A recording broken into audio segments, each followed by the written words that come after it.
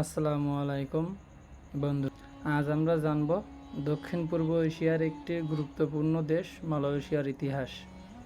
চলুন দেখে নিই কীভাবে একটি অঞ্চল ধীরে ধীরে আধুনিক মালয়েশিয়ায় রূপ নিল। প্রাচীনকালে মালয়েশিয়া অঞ্চলটি বিভিন্ন রাজ্য ও সুলতানাতদের দ্বারা শাসিত ছিল।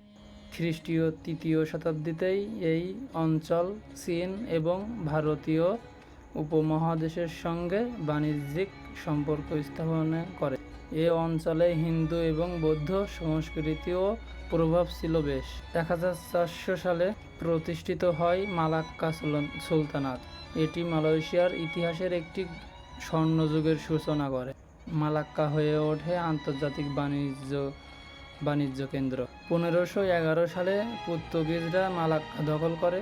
এরপর 1641 সালে ডাচরা এবং 1824 সালে ব্রিটিশরা এই অঞ্চল নিয়ন্ত্রণে নেয়। ব্রিটিশরা ধাপে ধাপে মালাই উপদ্বীপে উপনিবেশ স্থাপন করে।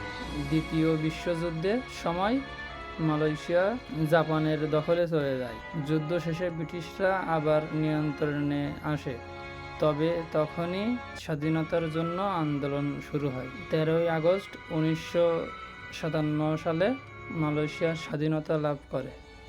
দেশটির প্রথম প্রধানমন্ত্রী হন তুঙ্গু আবদুল রহমান।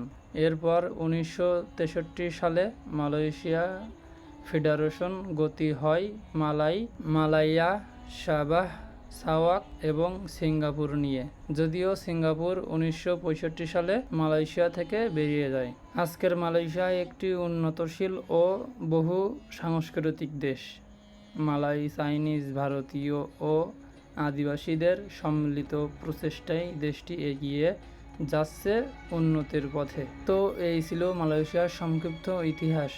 ভালো লাগলে লাইক দিন, সাবস্ক্রাইব করুন আর কমেন্টে জানাবেন কোন দেশের ইতিহাস আপনি জানতে চান। অবশ্যই জানিয়ে দেব।